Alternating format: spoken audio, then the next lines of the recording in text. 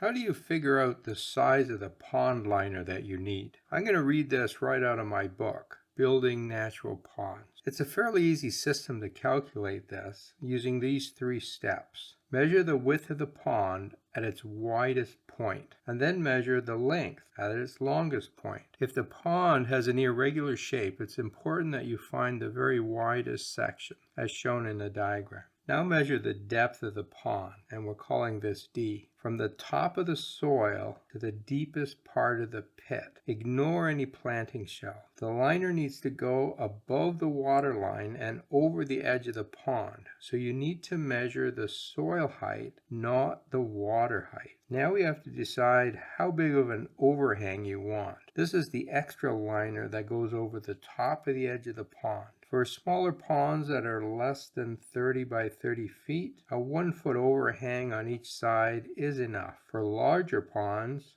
I suggest using a 2-foot overhang. Now that you have these measurements, it's time to do the calculation. Just use the formulas that are on the screen. The width of the liner equals the width you measured plus 2 times the overhang plus 2 times the depth. The length of the liner is calculated the same way. The length of the liner is equal to the length that you just measured plus 2 times the overhang plus 2 times the depth. Now you know exactly how big of a liner you need. It's really that simple. If you want to learn more about building natural ponds, and those are ponds without pumps, filters, and chemicals, have a look at my book, Building Natural Ponds, or have a look at this set of videos right here.